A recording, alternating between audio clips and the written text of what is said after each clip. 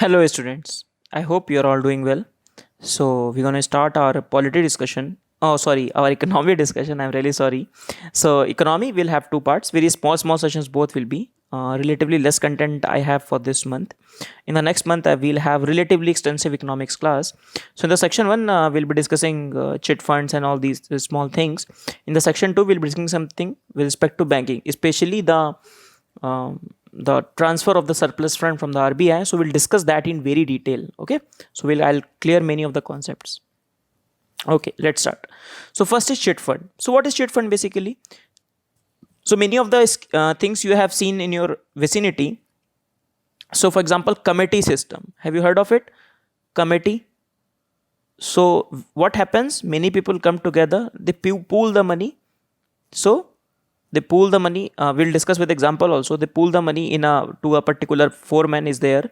So he will be the in charge. So let's say 50 people are there. Everyone is pitching in 10,000.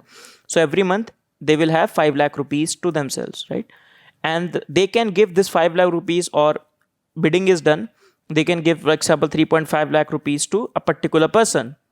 So the remaining money will be distributed to all the other people, and the person who is getting 3.5 lakh will give the money after some time, and all the interest will be distributed among the people.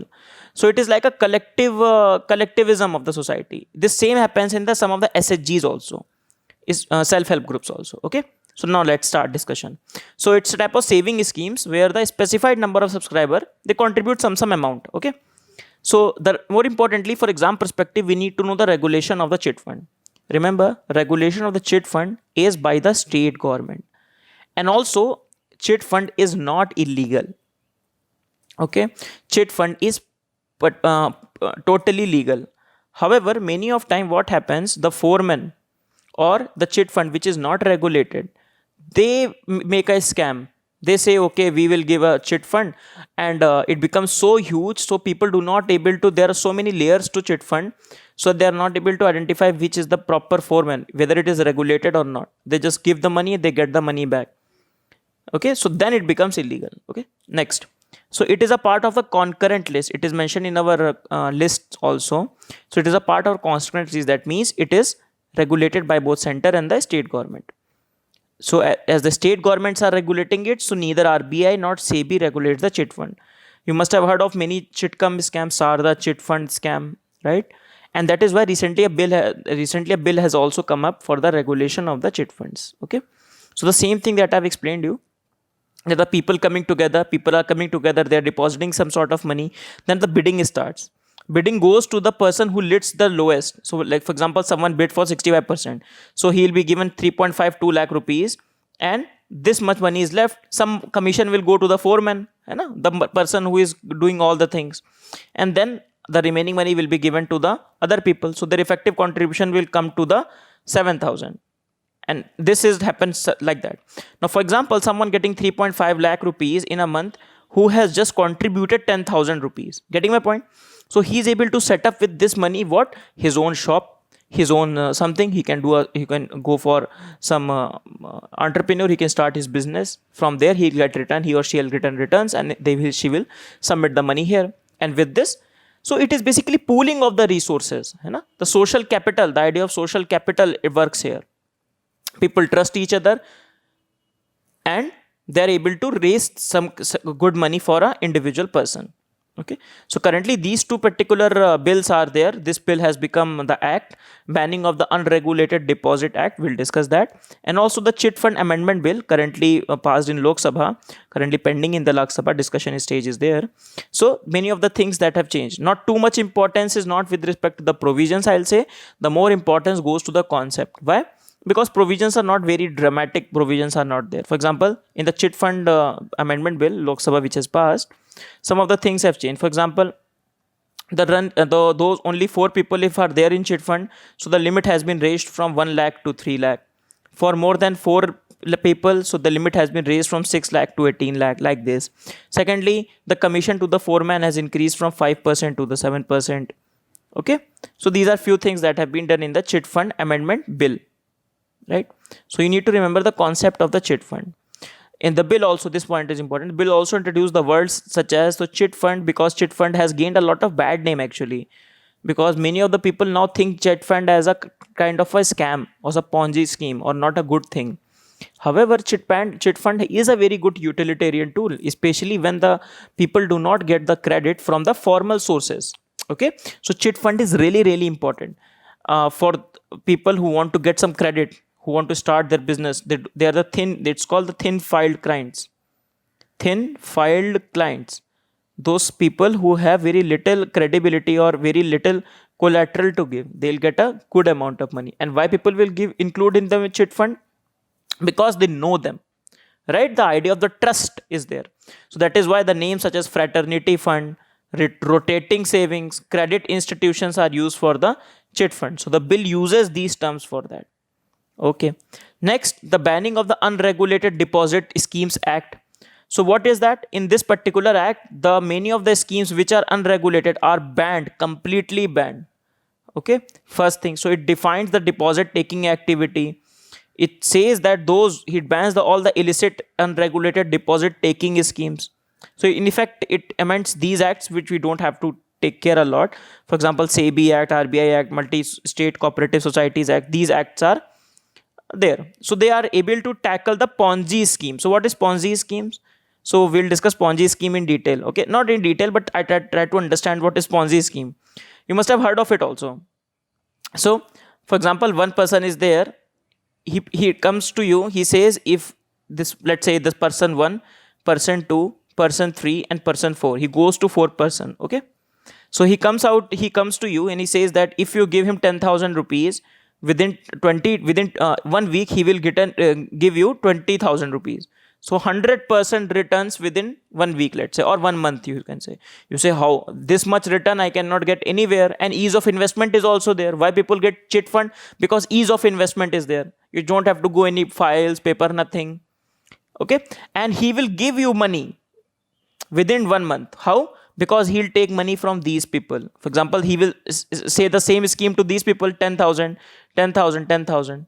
Okay, now what he'll do, he'll tell this person, okay, you can, if you can do that, you'll get some commission. So he will include the other 4 person and he'll do the same thing. Okay, and he gives money to this. So ultimately it becomes a pyramidal structure. To keep the money flowing to this person, he has to add new person. The add new person has to work. And this becomes Ponzi scheme. Why? Because there is no investment happening. For example, if this person is investing in something, for example, he is investing in real estate, for example. Okay, if this person would have been investing in real estate or investing in mutual fund, then that would have been legal. There are many schemes, mutual fund work on this concept. However, he is not doing anything. He is just promising a good number of return and he is not doing anything. And the scheme collapses when funding runs out, when someone starts giving the money. Okay, now we are not going to give me, then the structure collapses. First thing is that. Secondly, many of the time currently you must be saying many of the things, Amway, Kiva, I think you must have heard of this, Kiva, IMC, Vestige, right? These are the direct selling company, direct marketing companies. So instead of telling people to go for this scheme, what they are saying, they are selling the nutritional products. They're selling that, okay, calcium, let's say, CalMACD you eat or iron you eat. So they are selling this product, but they are working in the form of the pyramidal scheme. That is why Amway in many of the states in USA is sued for being a pyramidal scheme, being a Ponzi scheme. Okay, just telling for your information. So currently the idea of the deposit taking schemes, they are regulated by so many institutions such as RBI, SEBI, Ministry of Corporate Affairs. So it defines the unregulated deposit schemes which are not regulated by any of those, and it defines the offenses and penalties for them. For example, you don't have to read all this, right? Just see the video, revise it once and done. You don't have to revise it again as well. So, and that is why I have not given it in the copy format, not in the words format, because those are not really important. So they talk about that if someone wrongfully induces the other person also, he will also be liable. If someone is running, obviously he'll be liable. Okay, so they have defined the punishments also. So that is the undeposited scheme. So which is not banned obviously, which is the deposit scheme currently run by the proper authorities, the 9 agencies that we talked about. So all their deposit schemes will not be charged obviously. So this is the chit fund scam, chit fund. Then we talked about chit fund amendment bill. Then we talked about um, deposit act which has been passed. Okay, so this particular act that we have seen, right? Next is Dr. Anup Satpathy Committee. So Dr. Anup Satpathy Committee, first of all question can become with respect to what this committee is for. This committee is for the national minimum wages, so fixing the national minimum wages in country. Last year economic survey has presented a chapter on the minimum wages. Okay, so Dr. Anup Satpathy is working on that. So the recommendations he has given, two recommendation he has given. Firstly, he is talking about that the minimum wages should be decided on the following factors. First is the cost of the food basket. So how much calorie, fats, protein you are having. Then the essential non-food items. They are non-food but essential. For example, the food, cloth, house rent, education, medical expenses. So he's saying make a basket of it and update this basket every 5 years. The money cost, inflation including that. After the analysis, he comes up with two ideas that decide the minimum wages. First of all, declare a national minimum wage that less than that it should not be happen. The first model is this, model 1. Model 2 is that defined on the regional basis. Okay, so he has decided things on the regional basis. For example, he has decided the 5 regions of the nation, and in which region what minimum wage should be, because there is a living standard different in the different regions, right? So this is Dr. Anup Satpathy's committee's recommendation. Now, currently talking about the minimum wages in India. So we have many wages, Payment of the Wages Act, Minimum Wages Act is there. But the problem is that these laws are not applicable to every sector. They're not applicable to many of the services which are in the unorganized sector, informal sector. That is the problem. Okay. So that is the background. Many of the labor conferences and the Supreme Court has also recommended for providing some guidelines for the purpose. Right, first thing is that. Then discuss a few things, very simple thing, that discussing the 3 things: minimum wages, then fair wages, and then living wages. So what is minimum wage? That is just for the bare sustenance. Okay, so that is minimum wage. So the wage which is just for the sustenance. Next wage, our DPSP calls about the living wages. So every earner for himself and family, not only the bare foods but bare food and clothing, but also protection against ill health, education, medical expenses. And in between those will be the fair wage. Fair wage will be where the factors such as labor productivity, where the corporate can also keep it into its own pockets, right? Because ultimately the wages have to be paid by the corporates, not by the government per se. Okay, so the government has to also seek the balance of the corporate interest. It should also be in the profit. So the idea of the fair wages is the capacity of the industries to pay. Okay, so this is that. So these are the 3 different concepts. These are the 5 reasons I was discussing. So different wages for different regions. So one model can be, you can declare a national minimum wage, or you can have a region wise. So he has given these 2 recommendations. Okay, so this is there, right? Next, IIP. So very famous. I think you must be knowing IIP. Just to reiterate it. So first of all, IIP base year is 2021. Currently released monthly by the, very quickly I'll cover it up, by CSO under MOSPI, that is Ministry of Statistics and Program Implementation. So it releases the IIP. I'm thinking to do all the indexes and survey in one is very small video, so that you'll have a one-stop shop for all the survey and surveys of especially the economy. Indexes and surveys we do, but economic IIP, for example, then ASI is there. Then there are different indexes are there. Okay, so CPI, WPI, CPI, wage, labor, and all this. So I try to cover in one particular small video. Let's hope we can do that. So next is the core industry. So within IIP, there is one core industry which accounts for, there are 8 core industry which accounts for 40.27% of the all the industry. So we monitor the core industry differently, so that we are able to get the overall trend in the major sectors. Once UPSC has asked question on the weightage of the industry, I don't think they'll ask it again, but still as an aspirant we have to prepare it.